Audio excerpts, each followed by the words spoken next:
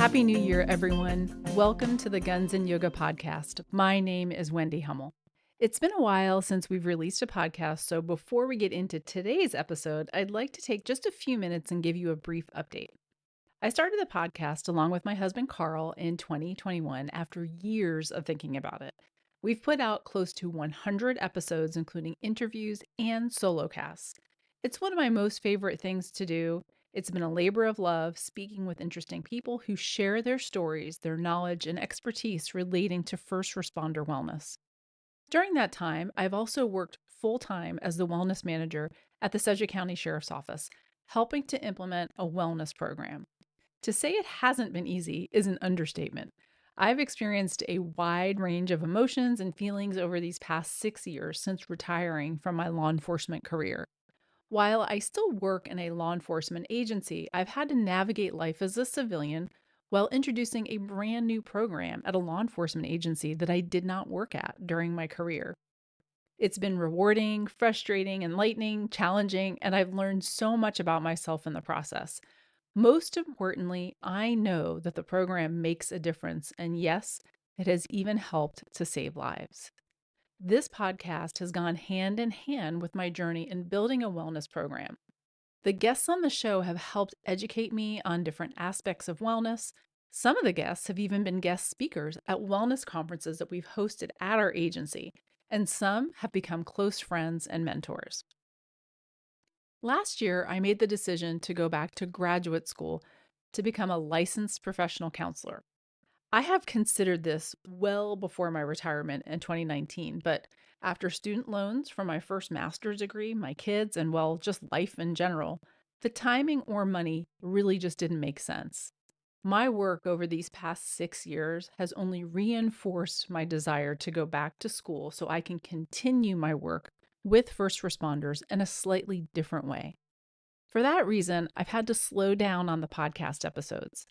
I am a firm believer that I can do anything, but I can't do everything. A lesson that took me years of life to learn. This will be my last episode for a while, a hiatus.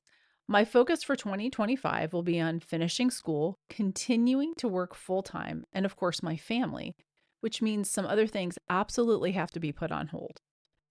One other thing I'd like to mention before I get into today's episode is something that I've partnered with Justice Clearinghouse on. I've mentioned it before on the podcast. It's called Building a Wellness Program from the Ground Up, a 10-module course that I developed in response to questions and inquiries that I've received over the years about building or enhancing your agency wellness program.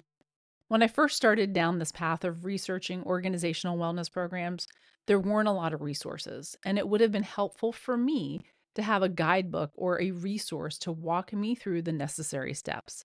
I share what I've learned over the past decade about creating and implementing a program, what worked well, the challenges, culture, engagement, funding, identifying a wellness coordinator, a team, what programs to include, strategy, launching the program, and the importance of agency leadership and buy-in.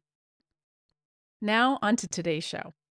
Cathy Bustos is a retired lieutenant who currently works with first responders as a licensed professional counselor associate at Angels on the Horizon Foundation in Texas. She provides counseling services to first responders and veterans. Cathy and her husband, Javier, also a retired law enforcement officer, are known as that peer support couple. They teach, train, and support first responders and their families on the importance of peer support and family wellness. They share their stories and hopes to help others navigate the challenges of a first responder career, such as long hours, hard calls, and having to work holidays. I met Cathy and Javier at a conference and had the opportunity to hear them speak. They are both committed to sharing resources and supporting first responders, veterans, and their families. Links to their website, as well as other resources mentioned, will be in the show notes. During our conversation, Cathy and I discuss a wide range of topics, but one of the reasons I invited her on the show was to discuss her transition from a career in law enforcement to becoming a mental health professional who works exclusively with veterans, first responders, and their families. I am not alone in my decision to go back to school to become a professional counselor serving the first responder population. There are dozens of retired cops and other first responders that I know that have done the same thing. Some aren't necessarily retired, but are just looking for a career shift. We discuss her path and the benefits and challenges a career in law enforcement have on her work as a mental health professional. Cathy shares her personal growth path and acknowledgement that she didn't take her own advice years ago when she ran a peer support team at her agency. She tells me that it wasn't until she attended the PCIS, or Post Critical Incident Seminar, a 3-day seminar that addresses trauma through psychoeducation, couples therapy, massage, small group work, and EMDR, that she realized the impact her own trauma had. Cathy references subscribing to a hierarchy of trauma along with many other cops, and being involved in an officer involved shooting is ranked high at the top. During the seminar, she realized after participating in EMDR, a psychotherapy technique designed to treat distressing memories and related symptoms, that she was unable to process a memory of a fallen officer at her agency. She also shares the first time she became aware she had a physiological response to trauma. Within a short time frame, her husband was involved in a shooting. She worked a suicide call of an officer at her agency, and her marriage was struggling. Cathy and I also spend time discussing her views and experience as a woman in law enforcement, and we both weigh in on the backlash against women in law enforcement following the assassination attempt this past summer against Donald Trump. Cathy admits that she's been hard on the women she supervised and attributes some of it to wanting them to be successful and knowing how hard it is for women to succeed in the field. But Cathy also says that she believes her own trauma and not being well herself was a contributing factor. She believes that the low percentage of women in the field and the perceived competition amongst women in law enforcement can be a contributing factor to the way women treat each other. And I couldn't agree more. Cathy and I have a lot in common, and this conversation felt more like a chat with an old friend. We both admit our regrets and how we've treated other women throughout our careers at the expense of fitting in, but we now both know better and are committed to doing things differently. Cathy describes her decision to retire and go back to school to become a clinician as a leap of faith. She couldn't be more pleased with her second career, and her advice to anyone considering a transition from being a first responder to a mental health professional working with this population is this: you must be well yourself. This is a non-negotiable. Cathy's advice is, if you're nearing retirement, make sure to retire to something and not away from something, whatever it is. I've discussed this concept previously on the podcast during the retiree masterclass episodes. To ensure a smooth transition, consider building your psychological profile before retiring. This includes your identity, your purpose, relationships, and well-being. Not everyone's cut out to work with the first responder or veteran population as a clinician. So if you're listening and considering a career shift, understanding the concept of cultural competence is paramount. If you're a first responder yourself or a family member of one, you already have an advantage. You understand the culture. For those interested, I've also included some additional resources on cultural competence and working with the first responder and veteran population, the FOP vetting guide, and a link to another podcast called the Responder Resilience Podcast. They've put out a series for clinicians specifically working with this population. A few additional things to consider if you're contemplating a career shift from first responder to clinician. 1. What's your why? Dig deep and determine, is this the right next step for me? Ask yourself, am I willing to make this commitment? Where do I see myself in 2 years, 5 years from now? Why this profession? Is there something else I'm interested in doing along the same lines that doesn't require going back to school? Does my family support me? Number 2, money. If you don't already have a bachelor's degree, you're going to need to complete that before beginning a master's program, and school is not cheap. Determine how you will finance your degree, grants, scholarships, or student loans. Maybe your agency has tuition reimbursement. Mine did not, so this was a factor for me. I knew I didn't want to take out student loans, and I had a kid in college. Number 3, what school or program is the best fit for you? In my state, there are many different types of degrees: social work, marriage and family, and LPCs, or licensed professional counselors. Determining which program is the best fit for your goals is something you need to figure out. For example, I know that I want to provide therapy in a private practice setting, when I'm done with school. The clinical mental health counseling track in the licensed professional counselor program at Wichita State University was the best fit for my goals. Plus, the program accommodates working professionals and classes are both online and in person after 5 p.m. Number 4, time. School is a commitment and it requires excellent time management skills. So, if you're still working full time and have family commitments, consider how many credits you can manage each semester and how long you want to be in school.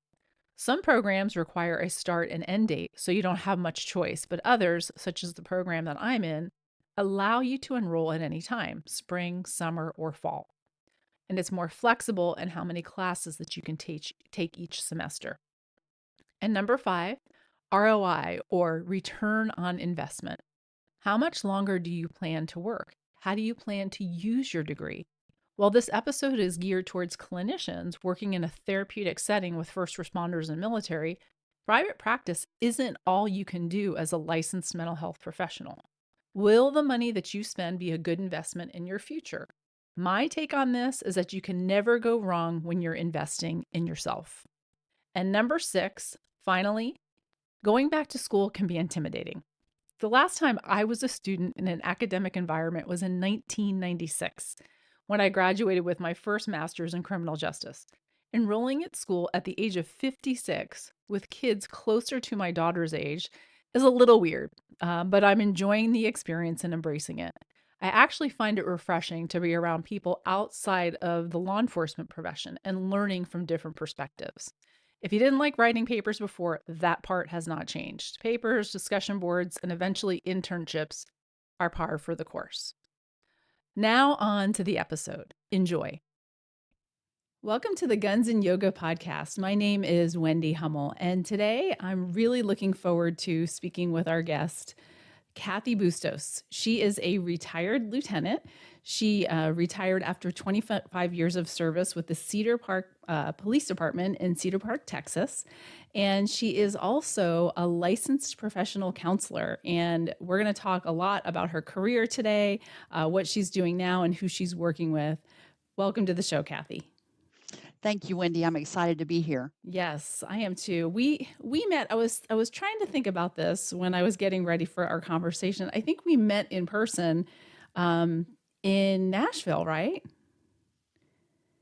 I believe so, and I think it might have. I actually think it might have been before that at the COPS National Conference. Okay, If your I'm not, memory. maybe. Well, I know that I have heard about you and your husband for quite some time. So we're going to talk about all the wonderful things that you're doing, and this has been a long time coming. So for those listeners who aren't familiar with your work, would you mind just kind of going back a little bit and telling us a little bit about your career in law enforcement? And I always ask this question because it always makes me curious what leads people to want a career in law enforcement? So for me, early on in my life, I was a victim of crime, and I felt like I didn't receive good treatment at the time. It was the 80s, and the thought process about family violence back then was not what it is now. And so I thought I was going to be the change in the culture. And so that's really I started out wanting to do victim services. And when they started the trend of having victim advocates within the law enforcement profession, and then when I started the police academy, it just completely changed my thought process. I'm like, no, I want to be a cop. All right. So about how old were you when that experience kind of shaped your path? I was actually older for somebody starting law enforcement, but I was 29 when I started. Okay. Well, I actually started when I was 30. I turned 30 in the academy. Oh, So you and I are pretty well, similar good. with that. Yeah. Yeah, very exciting time, but for law enforcement standards, that's kind of old, but It definitely or is. so I thought, or so I thought. But Yeah.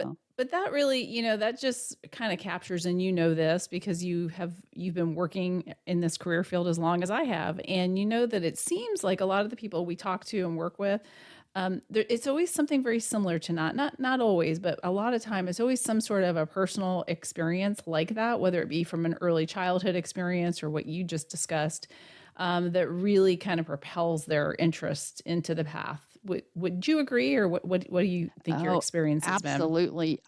I don't know that the statistic or the research is out there like it should be, but I believe that adverse childhood experiences and prior life experiences are what draws people to the helping profession, whether it be firefighting or law enforcement or paramedics or military. A lot of us have adverse childhood experiences or trauma prior to even going into this profession. And that's why we do it, is because we want to help. You know, I I hadn't heard of adverse childhood experiences until probably about 5 or 6 years ago.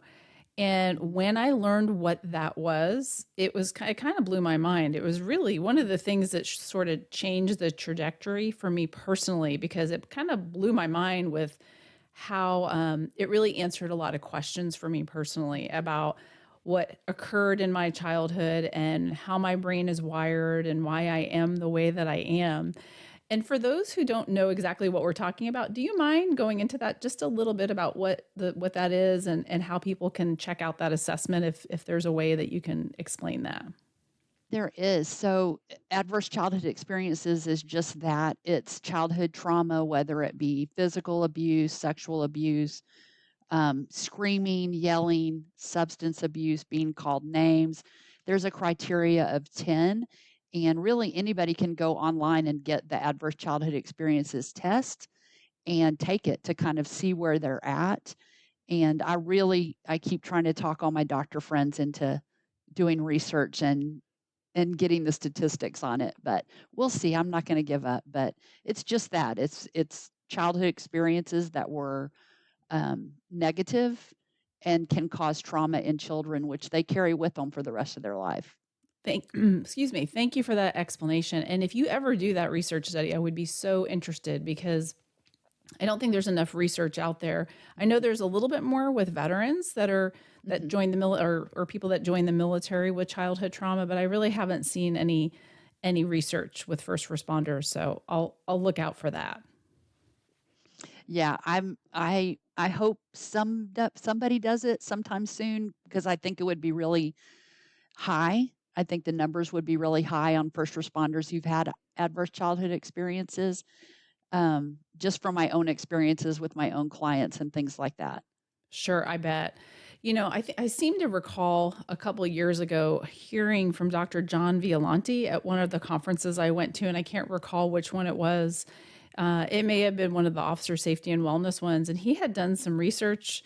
Mhm. Specifically, he talked about how women that are drawn to the field in law enforcement have a little bit of a higher rate of ACEs than men, which I thought was interesting. But of course, I'm not. Don't quote me on that. But I was really interested in that, because usually there's not a lot of research done with women in the profession because we're still such a small number. Mhm. Yeah, Well, I think that's probably because we report it more. that could be. That's a really good point. Yeah. Mhm. And the thing that I like, and that I like to remind people when I talk about ACEs, because this is something, as I'm sure it is for you too, when we teach recruits back at the agency where I'm at, we talk a little bit about ACEs, and we make sure to remind people that just because you have a high ACE number, it doesn't mean it's all doom and gloom, because as if you have higher ACEs, you're more susceptible to physical, emotional, mental issues Mhm. statistically. But that's great information, because it doesn't mean that's going to happen. And there's things that you can do to prevent and offset that. So that's an important thing, because I really like how in some of the videos that we show, it says you're not your number. Right. Absolutely. And I actually wrote an article about that, about how law enforcement should consider ACEs more in the hiring process, not so that they can weed people out, but just so they can provide more support in moving forward through their career. Oh, that's great. So maybe what I could do is get a link and put that in the show notes. Yeah, it's through IACP. It was in their online edition. Okay, great. I'm going to have to check that out. Thank you. Okay. So if you don't mind, so you started when you were about 29 years old in the police Mhm. academy. Could you tell us a little bit about the path of your career, and then really what ultimately landed you into doing some of the work that you started to do before you retired? Okay, I actually started law enforcement in Coppers Cove, Texas. I gotta give them some love because they're the ones who sent me to the police academy and kind of taught me how to be a police officer, and it's a very paramilitary town right next to Fort Hood, now Fort Cavazos. But it was a really hard environment. And, I talk trash to them all the time now because I'm like, you almost killed me. And they're like, it was tough love. But back in the 90s, it was for women in law enforcement, it was not a very welcoming profession. But they did the best, that they did a great job in training me how to survive. And I did survive many encounters because of the training that I got there. But that's where I started. And just um, I just started seeing changes in myself and in the people around me. And back then, like 94, 95, I think I attended my first peer support training, which was through International Critical Incident Stress Foundation. And the explanations of why people change, why we see them changing before our eyes, kind of became clear to me. So I became a peer early on, mid 90s, and continued peer support through off and on throughout my entire career. Great. And it sounds like you worked your way up the ranks because you retired as a lieutenant. And so I'm curious, in being involved in peer support so early in your career, which I think is amazing, how did that translate, not just for you personally, but as a supervisor? Because I can imagine that really came in handy as a supervisor, just some of the skills that you learned. Well, I did not often take my own advice in self care and caring for myself. So I really became, as a result of my training and the paramilitary training and being a female in law enforcement and feeling like I had to prove myself, I really became pretty hard. I Mm. talked about peer support a lot and I said, if you need help, then go get it, but that's for those people that need the help, never considering that I was one of the people that needed help. And so I became really hard and really tough. And I was always a supervisor first and a peer support second. Hmm. And so I didn't always put the necessary emphasis on their mental health, on the people that worked with me and for me, on their mental health because I wasn't putting it in my own. I really appreciate your honesty because that's really helpful because I think, as I mean, cops have like a big bullshit detector. We can sense when people are full of it. And so my guess is from what you're saying, even though you were preaching it because you weren't living it or embodying it, they Right. picked up on that. And Hmm. and so I'm curious, at what point did things shift? Because obviously they did. They absolutely did. So in 2008, I'll start there. In 2008, my corporal attempted suicide while we were on duty. And, you know, even back then, even in 2008, the thought process about suicide was still so false and incorrect about mental health and suicide in the law enforcement profession. But that was really the first time that I had a substantial physiological response to a call, Mm-hmm. really the first time. And so I felt that. I stayed in shock for about a week. And of course, then, in times of crisis, we revert back to our training, and I just went back into mission mode. And then 2010, we lost an officer in the line of duty. And then 1 month later, my husband was involved in a shooting on duty.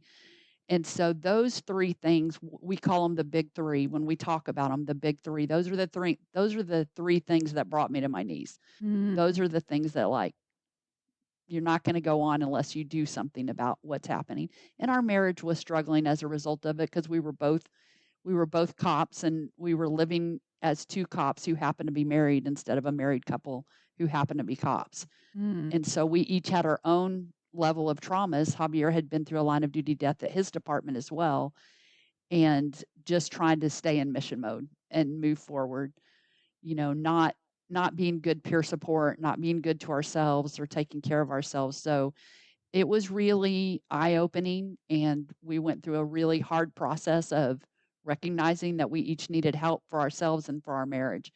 And so we started getting the help, and that kind of made the difference. Well, I appreciate your answer, and there's a lot there that I want to ask you about. So the first thing is, you mentioned when you responded to that call on duty of that suicide call, and Mhm. you for the first time had a physiological response. Because a lot of people listening, I'm sure they can relate to this. Could you break Mhm. that down for us and tell us what do you mean when you say that? So, in all of our hard exterior, we think we can respond to all these calls and not phase us. And so when I responded to that call as a supervisor, number one, I was mad, that he had done it. Hmm. Um, I had a very young shift and they were all very traumatized by it. And so that was my really kind of go-to response because I think that's the acceptable response in law enforcement when you're really traumatized is I'm going to be mad about it. Mm. And so I stayed in that anger for a really long time. But I felt numb. I felt, my one of my best friends responded to the call after it was done, and I kind of broke down to him. And of course, then it's like, oh, I can't let this happen.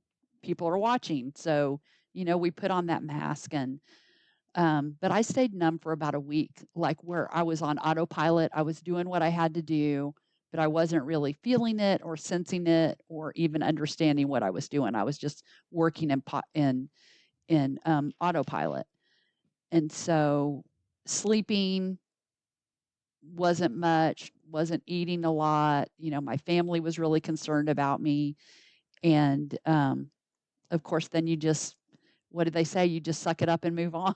Right, right.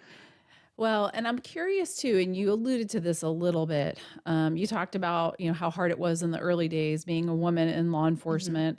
And I told you ahead of time, this is something I'm interested in talking about. You said that some of how you responded, you think, is that mask that we put on. But I'm curious Mhm. if some of that has to do with the fact that you felt any pressure as a female to not show emotion, and maybe some of the other ways how being a woman in law enforcement, especially maybe as a supervisor. Mhm. If you could speak to that a little bit, what your I experience is. can, yeah. So in the 90s, and you don't know what you don't know. So if any of my training officers hear this, I'm not saying anything I didn't say to them or I Sure. haven't said to them.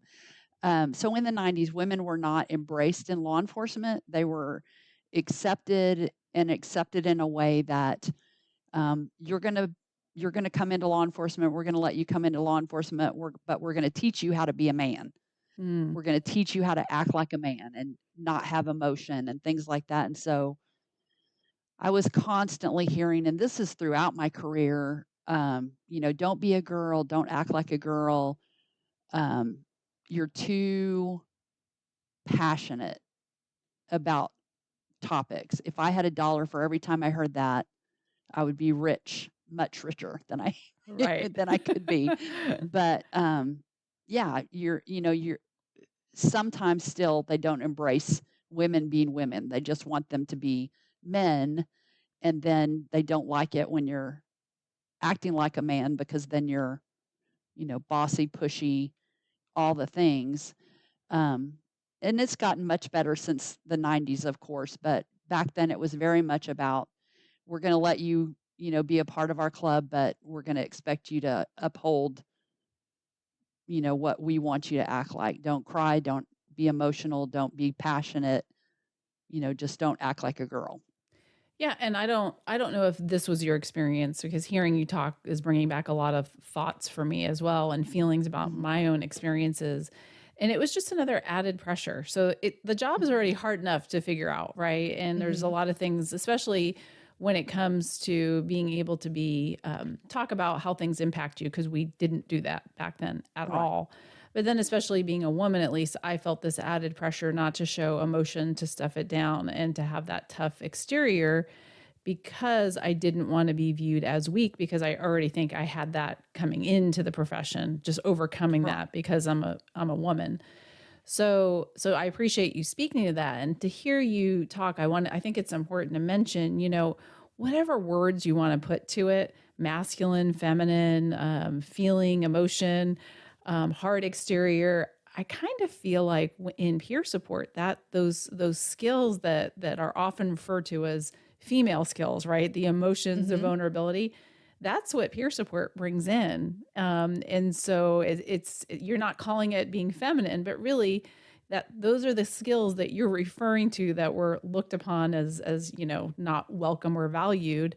Mhm. But that's really what we do in peer support. So if you don't mind, this might be a good way to transition into that. You mentioned peer support early on, and you did mention your husband.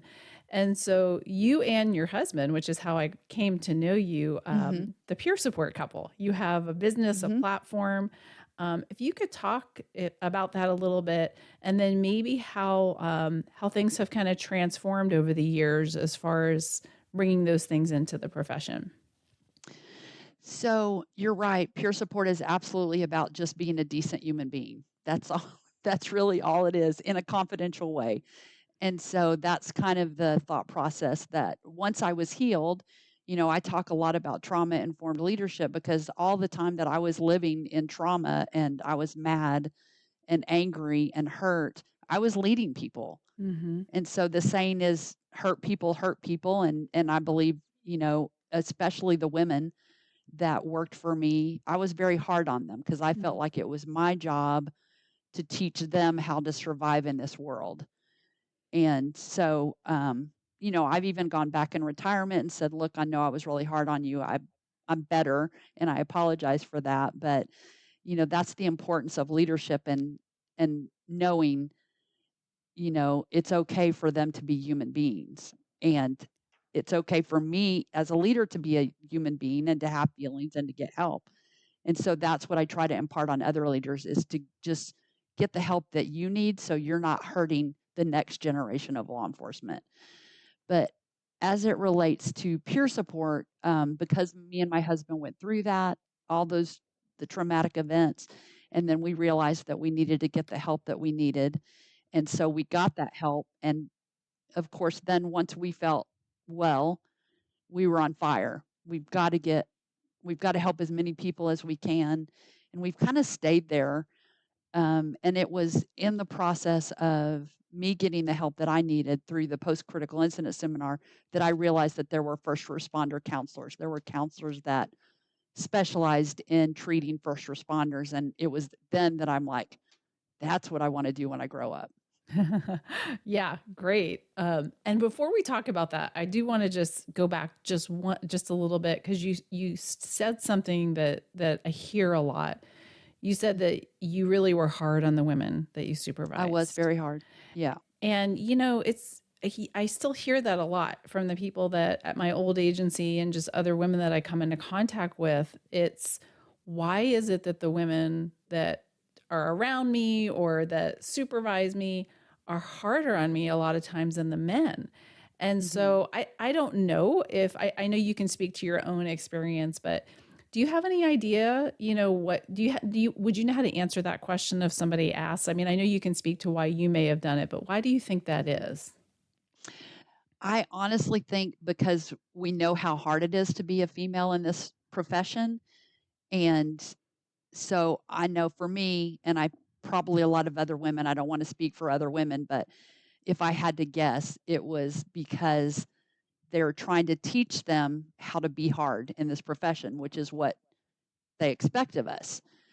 And, where men can come into this profession and be accepted as equal or equivalent, women have to work twice as hard most of the time to be accepted as equal. And so I think other women, I know myself myself included, I always felt like I had to teach them how to survive in this profession. And it's Mhm. not easy to do that. So, you know, I was probably harder than any male supervisor because of Mhm. that reason. So it sounds like what you're saying is you think it was coming from a good place. It just may not have the delivery may not have have come Right, across right. like that. I believe I wanted them to succeed, I Mhm. think. I definitely wanted them to succeed and I know how hard it was to succeed. So probably that's why. And then dealing with my own trauma Sure. and not Yeah. being well myself. Yeah. Yeah, and most of the women that I worked with throughout my career, we got along very, very well. I had female Mhm. partners. I have to this day really great friendships with a lot of the women that I worked with. But there were some, and I know you've probably heard this term before, the queen bees. I guess that's a Mhm. term that's out there that just weren't very nice for no really good reason. And so Mhm. that's always made me really curious. And I'm curious. I'm wondering if you know anything about that or have experienced that yourself. I have experienced it, and I have actually worked for women that I felt were just horrible to me, Hmm. for a variety of, varying reasons. Um, so I even more so understood what it's like to be treated like that. But I go back to you don't know what you don't know, and I have definitely worked for some queen bees, Yeah. but I've also been one at times. So Yeah. And hey, and thank you for that honesty. I can look back and look at a lot of the mistakes that I made and I cringe, but yeah, that's why moving forward, I guess that's one of the benefits of getting older, right? And getting wiser Mhm. and learning and healing is that you want to make it better for those coming up and do things a little bit differently. Right. I still, I've often thought about like putting in a proposal to speak at a women's conference Mhm. on that very topic because there still are a lot of older generation women who are in this profession that might be possibly doing the same thing that I did without knowing that they're doing it. I think that's an amazing idea. I recently, a couple weeks ago, I went to the Women in Federal I Law saw that. Enforcement conference, and it's funny because I would have never thought to put in to speak there. I have a friend um, who encouraged me. In fact, she didn't really give me a choice. She put in Hmm. she kind of slipped in a proposal of a class that I teach, and it was selected. And she ended up not being able to go because she got COVID, but that's okay. It was a great experience, Oh. and I loved it. I loved the energy of the conference. It was such an amazing group. Very, very well received the information that I presented, but also I got so much out of it because to what you just said, there were a lot of older women there, and this is federal law enforcement, but to hear the women, the trailblazers, speak Mm. about their experiences early on and just how they were really cognizant of how they were paving the way for women coming up behind them. And some of them spoke very openly too about some of the things that you just shared and doing things different for this younger generation so that they don't have to go through and experience the things that some of us did and how some of us acted and maybe why that is. So I think Mhm. I'm going to encourage you, Cathy, to do that because I think that's something we need to talk more about. Absolutely. And I think another thing too, as it relates to women, is there's still so few of us. I think what 10 to 12%. Hmm. Yeah. That it's a competition level. Also, I think Right. women compete against a women, and rather than embracing and having a tribe and mentoring, sometimes it just turns into a competition, and that's where the kind of queen bees come into effect. And then also another thing as it relates to women, when I started, women were known as two things, and I don't know if I can say them on here, You but can say, yes, uh, ma'am. so you were either a lesbian or a whore Hmm. when I Sure. started in law enforcement in 1993. And so it took a lot for the trailblazers like you were talking about to not be those things Right. in everybody else's minds. Especially the wives, of the guys that we worked with and things like that. And so one of the things that was hard for me is when I saw a female officer falling into some of the traps Hmm. that you can fall into in this profession. Um, it was hard to watch, and of course, in my old, they call them old heads. In my old head thought process, like you don't know how hard I worked to have a reputation, and now you're, you know, proving them all right. So that's part of it as well. Yeah, and when I hear you say that, it's almost like but the same thing isn't applied to a man. You can have a man that's Right. a whore, but he's still a good cop. So there's that whole thing too. But I do think you're right about the competitive thing with women. I think a lot about this, and had actually forgotten a story that I won't really rehash here, but I think too that sometimes we think, or we have been, kind of brought up to believe that there isn't enough room for more than one woman, or a certain amount of us can only rise to the top. There's only room for Mhm. so many of us. And I have a whole theory on why that is. But the bottom line is, you and I know this now. There's plenty of room at the table, and if you don't think there's room, keep pulling up the chairs, because there's Right. room for plenty of us to be doing whatever we want to do. There can be, 4 captains, 3 lieutenants, or detectives, or whatever it is that you want to be. So I know that I try very hard in the role that I'm in now. I'm a civilian, but I still work in a law enforcement agency. Um, I won't ever badmouth or talk negatively about another female outwardly, Mhm. ever again. I've done that in the past, Mhm. which, I'm not proud of, but Right. for the same, maybe for some of the same reasons that you just mentioned. And also, one thing I want to say too about the wives.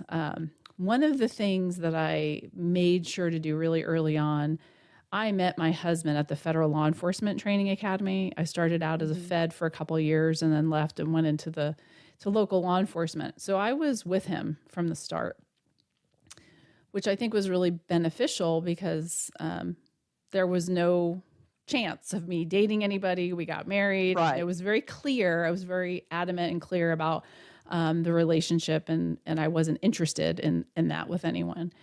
And so I really went out of my way once I started to have a group of men that I would work with. And then when I got promoted as detective, I went out of my way to get to know the wives. And I think that helped. There were still some women that didn't feel comfortable, and there's really not much I can do about that.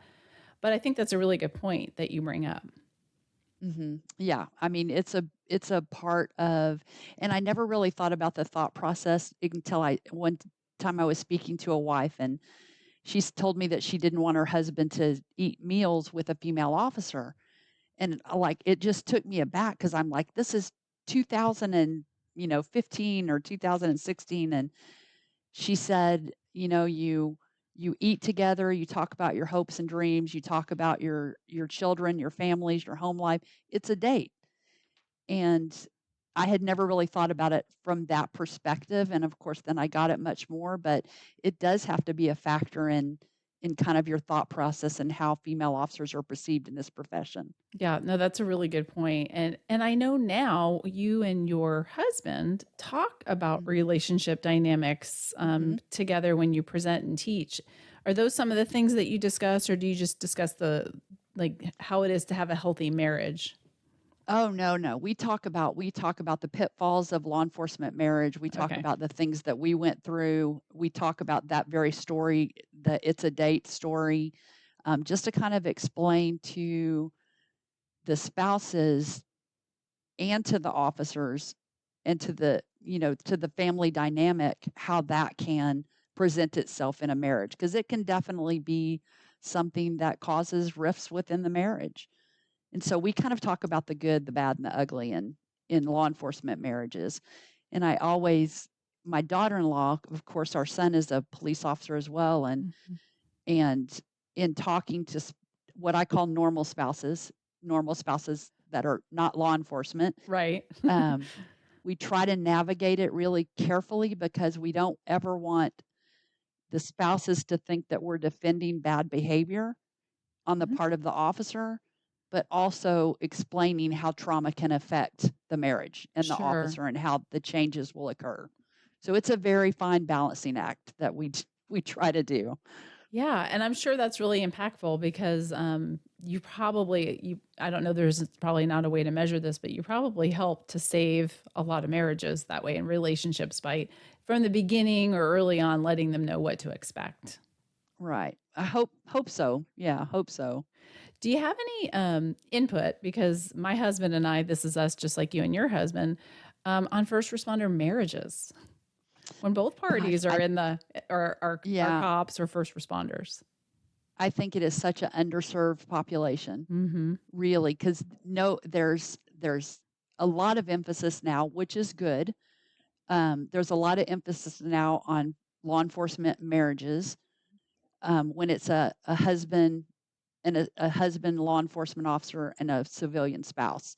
There's not a lot of emphasis on when both of them are cops. Right. And I think if there were more emphasis put on that, there would be less divorces, because the statistics are really not very good on dual law enforcement marriages. Yeah.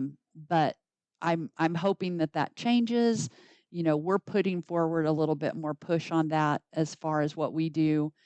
And so I'm hoping that changes, that somebody somewhere recognizes that, the law enforcement, where both are law enforcement officers, needs a little love.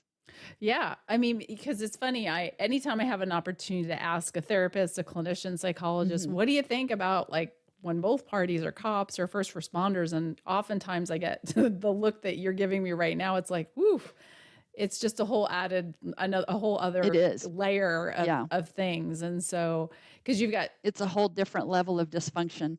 there you go. Exactly. Okay. Well, yeah, that's pretty much it. And somehow my husband and I figured things out. Sounds like you and yours did. But not everyone necessarily does. Right. And that's what we would hope for, is that more education, more emphasis gets put on those marriages, and we have better outcomes. Yes, definitely. Well, I'd like to shift a little bit or pivot the conversation. So we've been talking about your career, your background, your experiences, and you mentioned that you had your own personal healing, and I'm assuming some of that is therapy with your husband, and then maybe by yourself. And Mhm. obviously, you're doing something now that I really can't wait to talk about. But before we do that, could you speak to some of the things that you did to help you along your healing path? What were some of the resources that you utilized? I know you spoke a little bit about it. And then how is it that kind of influenced your decision to become a clinician? So the first thing that we did was recognition, of course, that we both needed help. And then we just accidentally fell into a seminar in Texas called Post Critical Incident Seminar. I thought it was training. I signed my whole peer support team up, plus my husband, and we all went thinking that we were going to training. It was not training. It's a 3-day intensive seminar where you get EMDR, you get to speak to a mental health professional, you get education on what trauma can do to you and what it can do to couples. And so that was the very first thing that we did, was that. And that was life changing for us. And of course, even me and my arrogance at the time, when I realized what it was, I'm like, oh, this is mental health help. This will be really good for Javier. And I kind of patted him on the back because he's been involved in a shooting. Mm, And, cops have their hierarchy of what's traumatic and what's not. And of course, I didn't consider my trauma to be as big as his was. mm-hmm. But what I didn't consider was that they had a peer support team at his department. They had a psychologist at his department. So he really got a lot of help after his critical incident. And that's something that our department did not have. So that was really the first time that I got the EMDR, talking to a mental health professional, and met counselors who specifically treated first responders. And so that was life changing for me. The EMDR was life changing for me because the image that I had in my head was of my fallen officer, our fallen officer at our department, and him being in the hospital. And what I walked away with was the video of him moonwalking through the police department. Mm, So I left with a very different image in my mind, and just a lot of help. Then we went to police and family marriage retreats.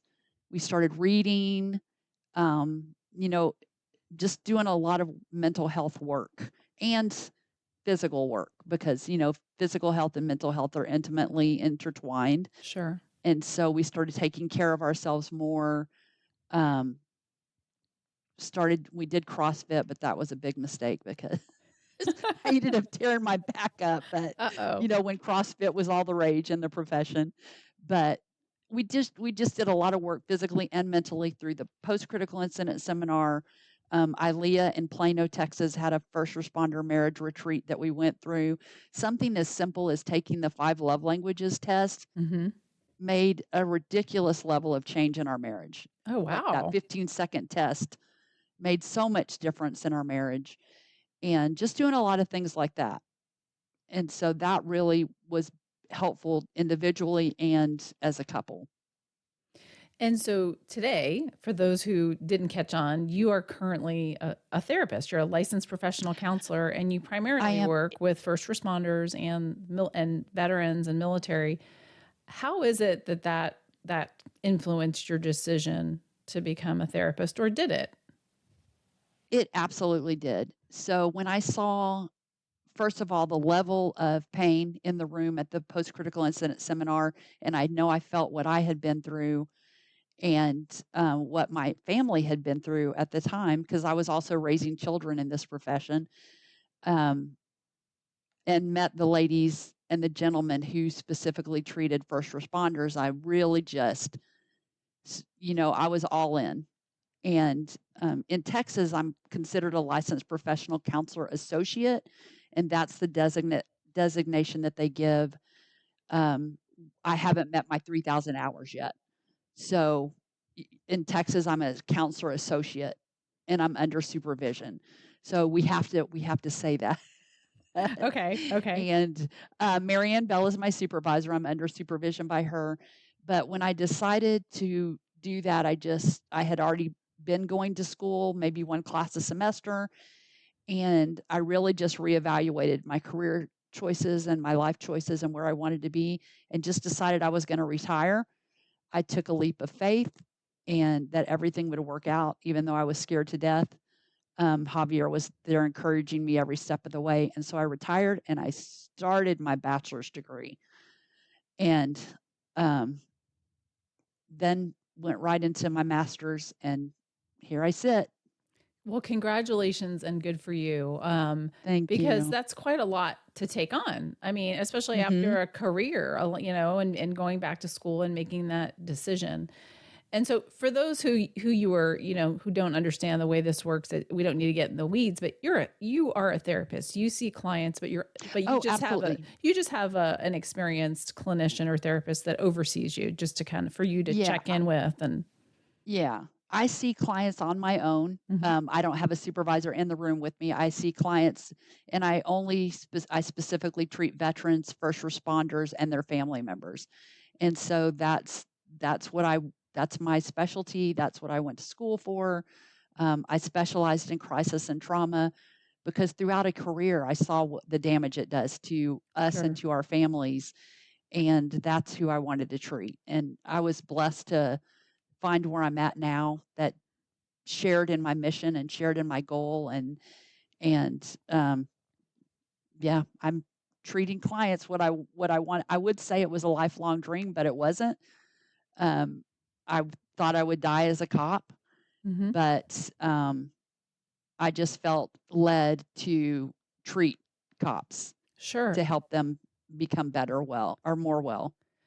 And what I'd like to do now is have a conversation about why is it that you think, obviously I know you can speak to yourself, but we're seeing more and more, we're seeing first responders that are retiring, like you and I, leaving the profession, not retiring, but deciding to shift in their career and Mhm, doing something different, and going back to school to be a counselor mhm. or a therapist specifically to treat the population. And so I'd like to really talk a little bit about that. And I'm curious, like for you specifically, how is it that you think your training in your career as a cop helped, and or in going back to school? Do you feel like you already had kind of a leg up when it came to some of the things that you were doing, some of the skills, talking to people, interviewing? I know it's a completely Mhm, different thing. So do you think it mhm. helped? And in what ways do you think it may have been a challenge or a barrier? And if you think that at all? I can't. Oh no, it absolutely was a challenge or a barrier in some cases, but I think just um, cops tend to lose a lot of their empathy along the way, Hmm. and so finding that empathy, it did not come easy. I had to be well myself in order to find the empathy needed to be able to sit in space with people, and just sit with them and not be a fixer, you know, cops are fixers, and we certainly don't like silence. And so those are a lot of things that were very challenging to me. One of my professors in school, we had to do mock videos, and they said, you give too much advice and you don't allow for silence. And I was like, do you know me at all? Like, at all? Do you, you know, that's what I did for 25 years. I went and I fixed things and I left. But it takes a lot more than that to be a counselor and to sit with people when they're in pain. So I had to really learn those skills, which being a law enforcement officer kind of worked against me in some ways, because I do want to fix things. Sure. And especially because, I know what it feels like to be hurt and broken. And so if I'm sitting here on a Zoom call or in my office with a client, I have to really fight not going into fix-it mode and telling them what they should do. It's hard to just sit in silence and let people work through their own feelings and just hold space for them when you've been I'm gonna respond and I'm gonna fix things in 10 minutes or less. Right. I can relate to that. It's funny you say that because we talked about this before the video, but I'm also now in school to be a counselor, just starting out. And I have a class this semester that I started last night, and it is techniques in counseling. So it's all about the skills. So we're going to be doing what you just referenced, doing client work and doing a video and type scripting and things like that. And we did a round table, kind of like you do in peer support. We're doing a check-in at the end with the instructor. And she, when she found out what my background was, she said, the people in the past that have been in my classes that are prior law enforcement, they typically have a problem because they always want to have solutions. She said pretty much the same thing that you just did. She says, but I'm not getting that vibe from you just in the time that I've met you. And I said, well, I also have been in a different role for the past 5 years. And Right. so I'm not saying I've perfected it, because I haven't. But I know that for me in peer support, I've had to learn those very same things you just referenced. They're still not easy. It's still not perfect because I still want to fix. But like you said, holding space, being quiet, listening, which goes against my very nature and being, by the way. Yeah. So Yeah. anything else like for first responders or people in the policing profession that are interested in this career field, what would you suggest to them? I think something that's really important about law enforcement officers or any first responder that's retiring is that they need to be retiring to something instead of away from something. Because too often first responders will retire thinking, I'm going to meet with the guys every week. We're going to have lunch. We're going to have breakfast. I'm going to go fishing. I'm going to go hunting. And, there's only so much of that you can do. So having a plan when you retire is really important, other than just, I used to laugh and say, I'm going to sit around and eat bonbons and watch TV. But, that's when you have time to sit around and think and you have not gotten help in your profession, all of those scenes are going to play over and over in your mind. And it's really detrimental, which is why the suicide rate among retirees is growing, because people retire and all they have is time to think about that 25 or 30-year career. And so I would definitely say retire with a plan. But also, I think it's important for first responders to retire with a plan that enables them to be of service to others, because that's what we've done our entire career, is be of service to others.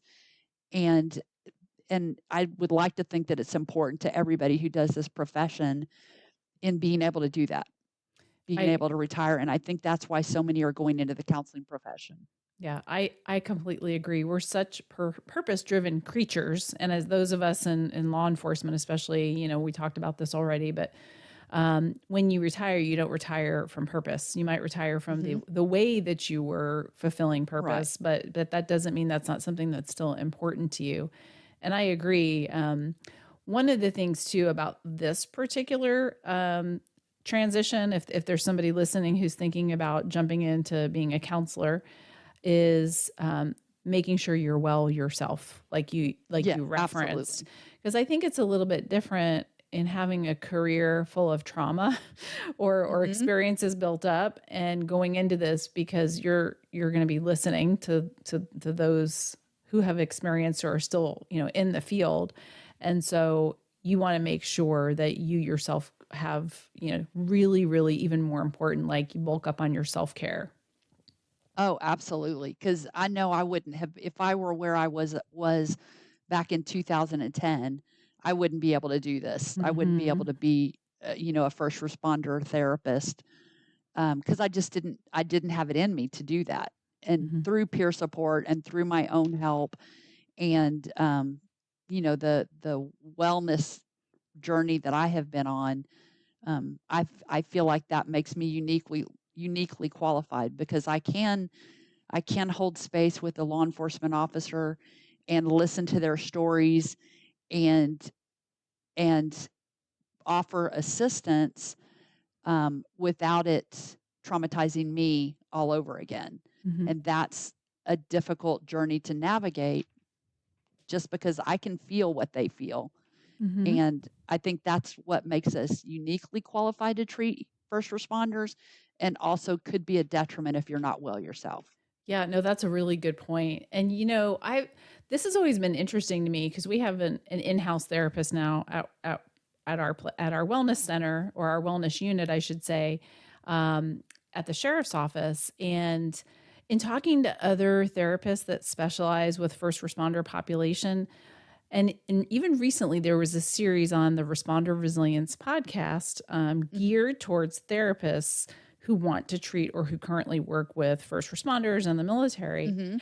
And I think it is a little bit different. And so this was always something that I was really curious about. And now, especially doing this myself, because I know when people go to school to become a therapist or a counselor, boundaries and self disclosure, those are things that you're taught a lot about and to be mindful of those things. But when you're working with our population, it's a little bit different. You don't want to Mhm. overstep, but it's a little bit different when it comes to sharing and opening up a little bit, because I think sometimes our people, they do want to know those things. They Mhm. sometimes they may even ask. So I'm curious what your thoughts are about that. On in treating first responders, Yeah, and maybe the difference, and maybe you won't know because you primarily just focus on first responders, but the difference in really treating them versus anyone else. I think so there are some days that I long to treat soccer moms, not Okay. um, so some days I long for that, but I know that that's not my Right. that's not my cup of tea, and I know that there are 2 different things. There are counselors who wanna be first responder counselors, but don't necessarily have the grit or Mhm. the kind of attitude that you would need to do that, Yeah.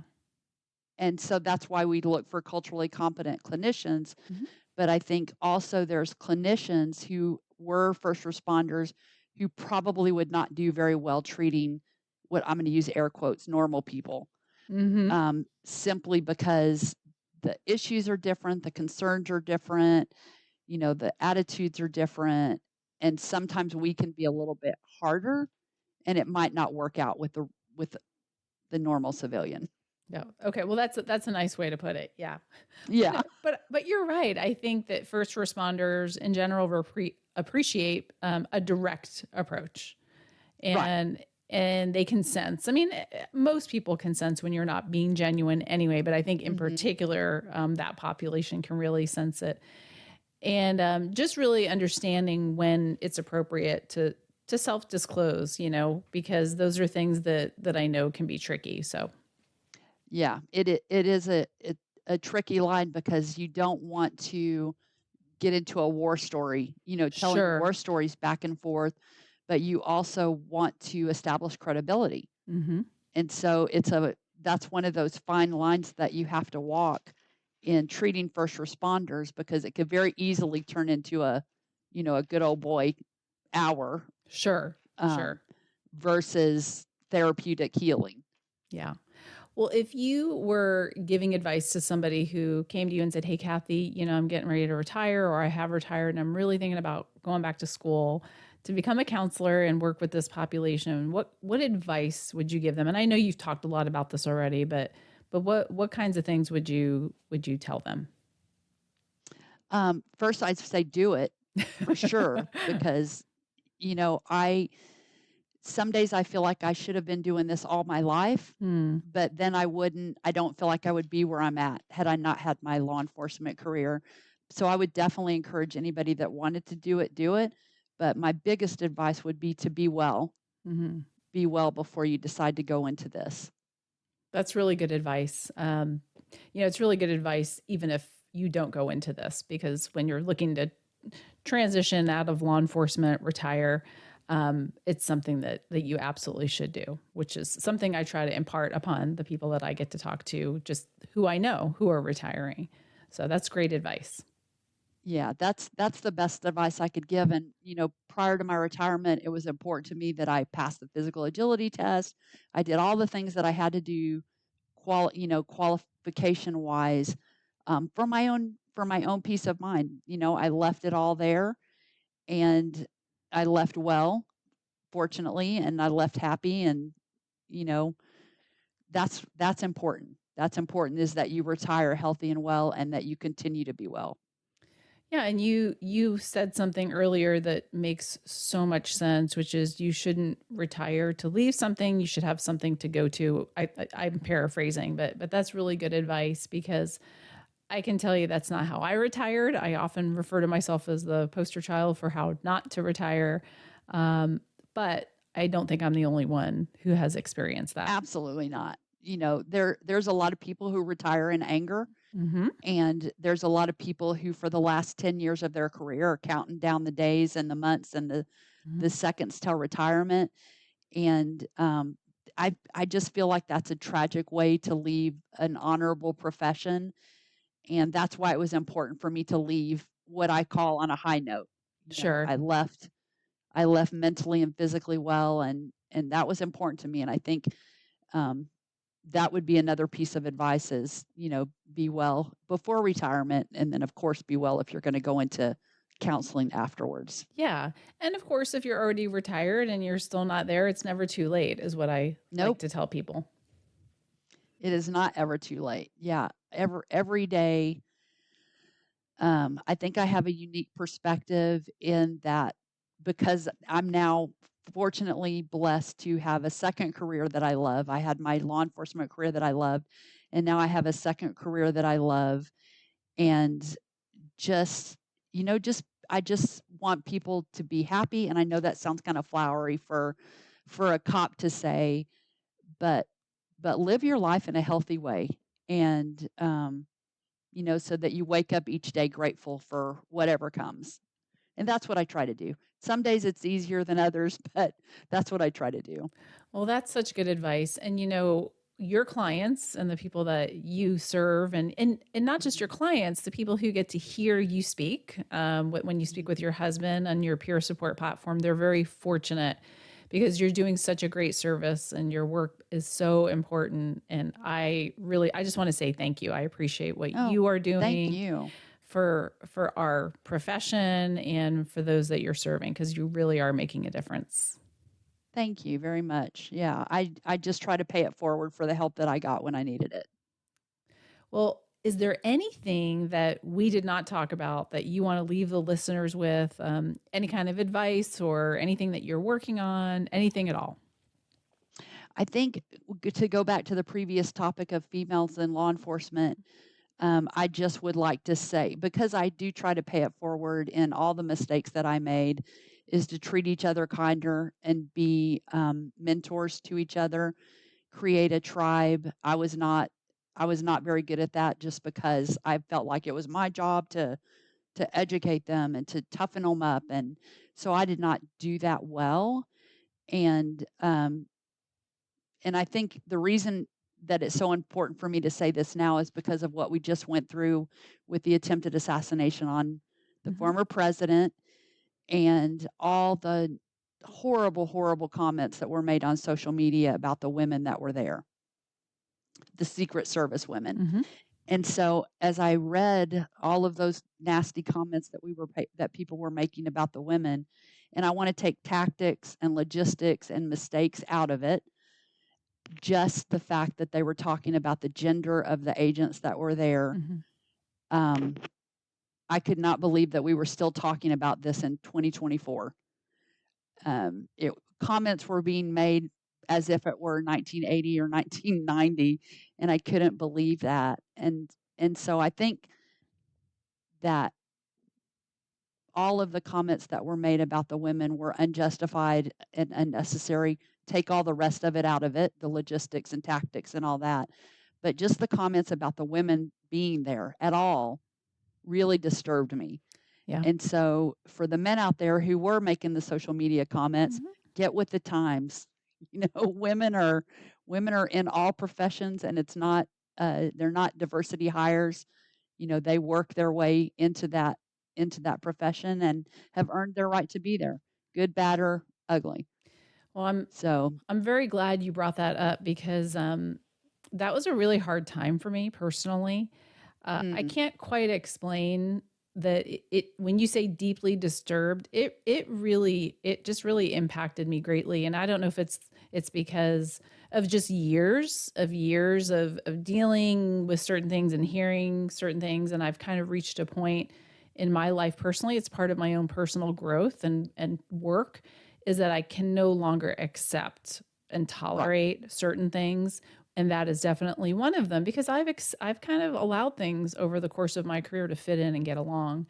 And when I watched footage and I heard reporters, especially the female reporters, making certain comments about the women that were doing their job, it really bothered me. I shouldn't have gotten on social media, and I did, and I had the same response that you did. And so all of that to be said is yes, we're better than that. And really where I land with all of this is that just like you are, whatever tactics and mistakes and things that could have been done better, that's absolutely a conversation that needs to be had. absolutely. But it was so irresponsible and unnecessary, in my opinion, to call out gender, because it just wasn't necessary. And what I like to say and the way I view it is, maybe the women that are in law enforcement, it might hurt us, but we'll get over it and we'll get through it. Where I land is that, like, who is watching these younger girls, daughters, Right. sisters, wives? How are they being impacted by all of this? So Yeah. So you went down a rabbit hole that we could talk about for a I real long did, time, and Cathy. yeah, we absolutely could, because it was very disturbing. The things that were being said in 2024 were things that were being said in the 90s. Yeah. And remember, we talked about the two things that women were called back then, and they Yes. we proclaim to be such a diverse, country, and we've evolved and we're kinder and gentler, and yet the second they feel like something has happened, they latch onto that topic. And it was just really, I think it was really hurtful and bothersome. And you're right. Who's watching? Your daughters are watching. Your Yeah. wives are watching. Your girlfriends are watching. It's very sad that we're still there in this day and age. Yeah, and I don't know. I mean, this is maybe one of the benefits of being an older parent. I have two daughters, and 18 and 15 years old, and I'm almost 56. My husband's almost 60. We talk very openly about these things because it's very important to me as a mother to raise strong, independent women. And we talked about this, and because I thought it was important for them to know, because they could tell I was upset about something, and I shared it. And so I think it's important to empower the younger women that are coming up in the profession, any women, to really understand that it's unacceptable and that it is okay to speak out when you see that something is being said that needs to be corrected. Yeah. And, a lot of the agencies or a lot of the people, the media, those things that were saying all these things and doing these things are people that purport to care about the mental health of first responders. And I'm like, how can you say that you care about the mental health when you're bullying these women? Right. that were there. And so I think that was what bothered me the most, is what kind of damage they were doing to those women that were Yeah. there. And not to keep belaboring, but another thing that I noticed too is because this used to be me, is there's so many women that don't speak out and they just sit back. They're bothered, Right. they're impacted, but they keep quiet because they have to serve and work alongside some of the people that maybe are making the comments. And so Hmm. I have a very different feeling and opinion about these kinds of things now. It's very important for me personally to speak out when I see things need to be addressed. So I appreciate you bringing that out. Yeah. I don't want to make this a male bashing session, but we need to do better, all of us, women and men. Well, and in fact, I actually don't think of it like that because there's been a lot of men that came out in defense of the women, and my husband is one of them. You know, being married to somebody who's a woman in law enforcement, having a lot of women, female partners, and a girl dad, like Hmm. he and so many other men really Right. came out in support. And I want to make sure I say that because it isn't that. It's just it's education for the men and the women that we're saying that. Absolutely. Absolutely. Because I know there were many times in my career that I was not kind to other women. Hmm. And so we all need to do better. Right. We all need to do better. Yes. Well, and I think that's a great place to land is that, you know, we can all do better in our little Absolutely. piece of the world. So, well, Cathy, thank you so much. I really enjoyed this conversation. I could talk to you for hours, and I'm excited to stay in touch with you and kind of see how things go in your career, and I'll definitely keep you up to date about mine. Definitely. So when you're in that last semester and you're trying to write that last 15-page paper, give me a call and I'll I'll cheer you through Okay, it. you'll therapize Thank me you, through Wendy. it. Yeah, I'll help you get through it. But thank you for having me. I loved having the conversation. Of course. Take care. Bye-bye. I hope you enjoyed this episode. And while this will be the last new episode for a while, we have close to 100 other episodes for you to check out. I'd like to share something I came across recently right before the new year. You can't screw up something that isn't meant for you, so stop being scared of what will happen. Trust your intuition and let your heart and soul guide you on this journey. You can't mess anything up that isn't meant for you. So, to all of you listening, a happy, prosperous, and healthy new year. And for you all to remember that we are better together.